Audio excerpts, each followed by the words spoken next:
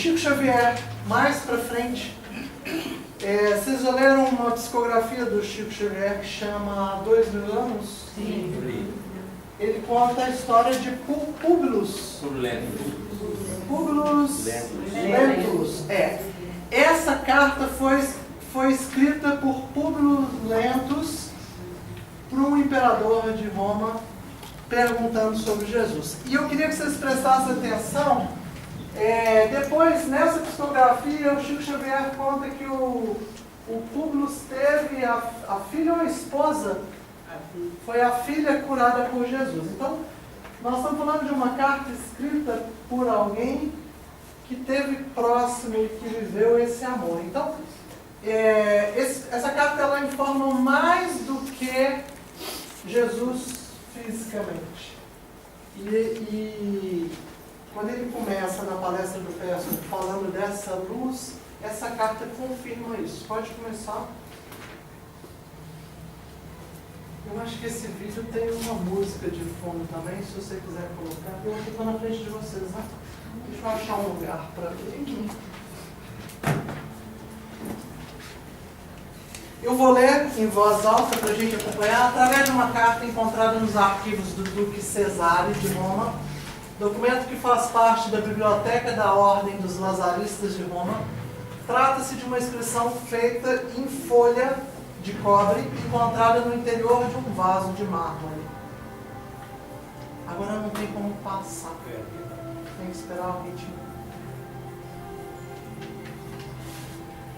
A carta foi escrita por Publius Lentulus, senador romano, governador da Judéia, predecessor de Pôncio Pilatos, endereçada ao imperador romano Tibério César. Nela, Lentulus descreve Jesus, a pedido do imperador, que desejava saber de quem se tratava essa pessoa.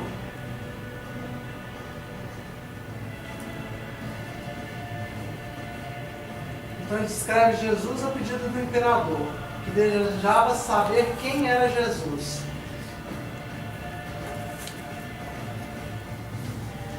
E a carta diz: sabendo que desejas conhecer quanto vou narrar, existe nos nossos tempos um homem, o qual vive atualmente de grandes virtudes, chamado Jesus, que pelo povo é inculcado o profeta da verdade. E os seus discípulos dizem que é o Filho de Deus, Criador do céu e da terra e de todas as coisas que nela se acham e que nela tenham estado.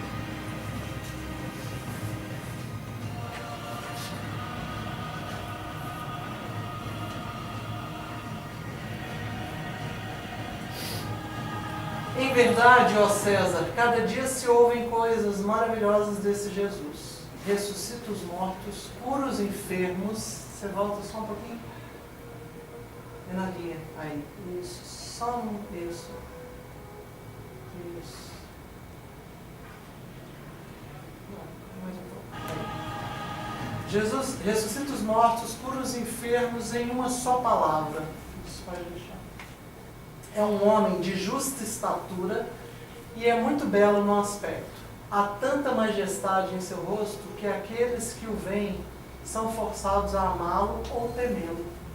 Tem os cabelos da cor de amêndoa, bem madura, são distendidos até as orelhas e das orelhas até as espáduas. São da cor da terra, porém mais reluzentes. Tem no meio de sua fronte uma linha separando os cabelos na forma em uso pelos nazarenos. Obrigado.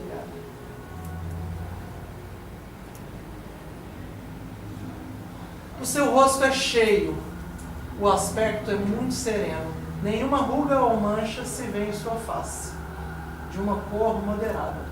O nariz e a boca são irrepreensíveis, a barba é espessa, mas semelhante aos cabelos, não muito longa, separada pelo meio.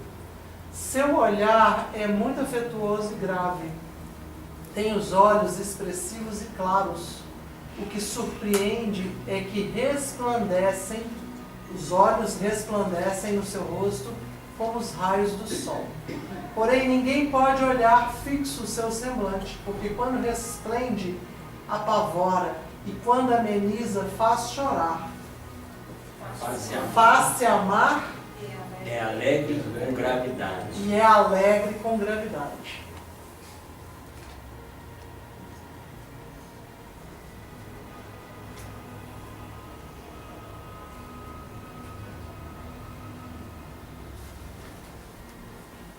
Muito obrigado.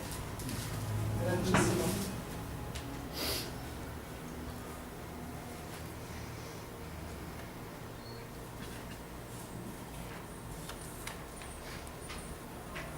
Disse que nunca ninguém o viu rir, mas antes chorar. O que vocês entendem nessa frase?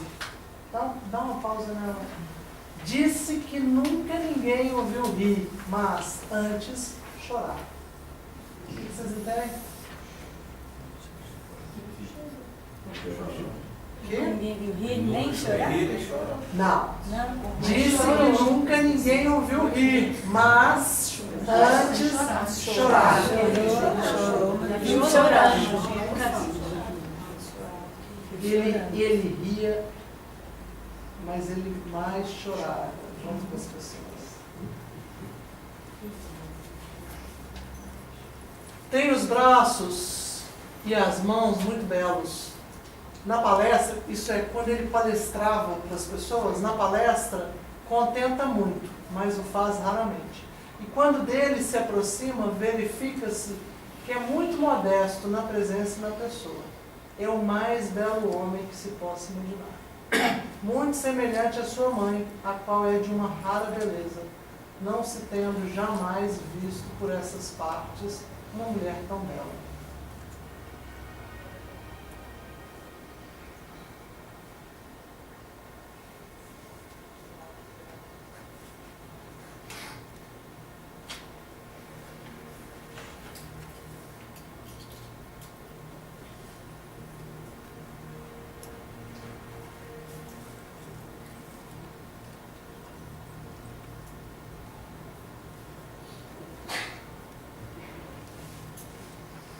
Porém, se a majestade tua, ó César, deseja vê-lo, como no aviso passado escreveste, dá-me ordens, que não faltarei de mandá-lo o mais depressa possível.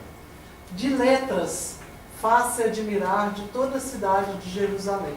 Ele sabe todas as ciências e nunca estudou nada. Ele caminha descalço e sem coisa alguma na cabeça. Muitos se riem vendo-o assim. Porém, em sua presença, falando com ele, tremem e admiram. Dizem que um tal homem nunca fora ouvido por essas partes. Em verdade, segundo me dizem os hebreus, não se ouviram jamais tais conselhos de grande doutrina, como ensina este Jesus. Muitos judeus o têm como divino, e muitos me querelam, muitos me amolam, afirmando que ele é contra a lei.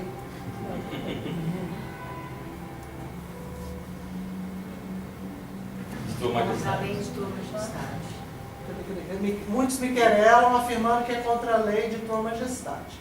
Eu sou grandemente molestado por estes malignos hebreus. Diz que este Jesus nunca fez mal a quem quer que seja, mas ao contrário, aqueles que o conhecem e com ele têm praticado, afirmam ter dele recebido grandes benefícios e saúde.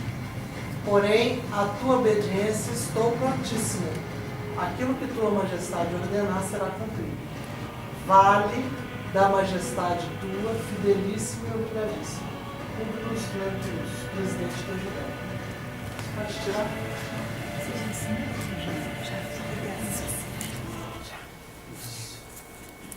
Pode também tirar aqui, ó. Então ele começa nessa palestra falando da luz do Cristo e essa carta confirma assim o quanto ele encarnado qual é a palavra que eu uso aqui? Resplandecia, né? É o que ele fala nessa carta, né?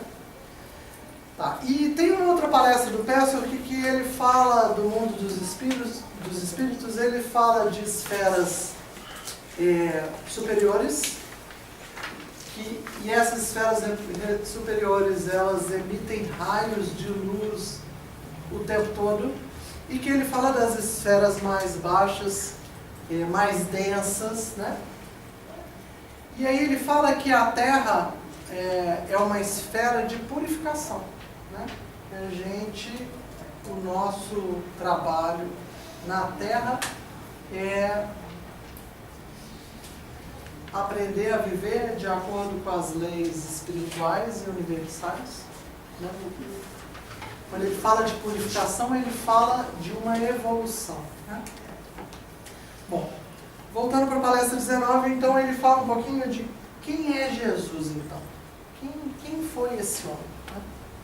Ele fala que Jesus não é Deus, não é o Criador. Jesus, ele é a criação do Criador. Né? E ele fala que Jesus também não foi mais um sábio, né? Como, vamos pensar em alguns sábios, Buda, Confúcio, Gandhi, Os trilogistas. Teresa, né? Ele fala que não era mais um sábio, né? E que Jesus, o homem, ele era a encarnação do Cristo. Você sabe o que significa Cristo? Quer? A palavra Cristo, no primeiro momento, ela vem ela vem do hebreu, mas quando traduz do hebraico para o grego, a tradução do grego é ungido, aquele que foi ungido, ok? Mas quando você volta para o hebraico, a palavra ungido, ela é Messias, né? Então, quando a gente pensa em Cristo, a gente pensa no Messias, no Mestre, né? Então, Jesus, o homem, é a encarnação do Mestre, do Messias, né? E o guia fala que o Espírito de Cristo é o mais elevado, ele usa a palavra exaltado, o mais elevado, o mais exaltado de todos os seres criados. E ele fala que Cristo, que Jesus, o Cristo, que ele foi a primeira criação nascida de Deus. E que a substância de Cristo é a mesma de Deus. E ele fala que todos nós, seres encarnados no planeta Terra, todos nós temos algo dessa substância. Mas é longe o que Cristo tem, o grau que Cristo tem dessa substância, é longe da gente estar perto do que é. E o nosso trabalho é de purificação, né? Mas que todos nós temos essa substância. E nessa palestra, ele fala que essa substância é o nosso eu superior. Então, o nosso núcleo divino, numa outra palestra do guia, ele fala dessa massa branca, brilhante, borbulhante, que contém diminutas explosões. Essa é a substância divina. É um pouco dessa substância divina que Cristo tem num grau infinitamente maior do que cada um de nós temos.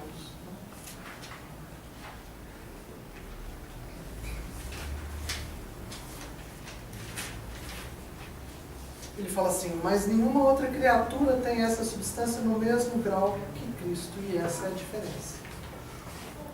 Ok, e aí nessa palestra, a 19, ele faz uma pergunta para as pessoas, assim, qual era o objetivo da vida de Jesus na Terra? A sua única encarnação. Então, quando vocês escutam alguém dizendo que Jesus encarnou várias vezes, pelo guia do Peço, é que foi uma única encarnação. Qual era o objetivo de Jesus? E aí nessa palestra ele fala de 3 objetivos. O primeiro deles, os ensinamentos. Mas ele fala assim, esses ensinamentos foram importantes, fizeram parte, mas não era o objetivo principal, né? Eu vou passar alguns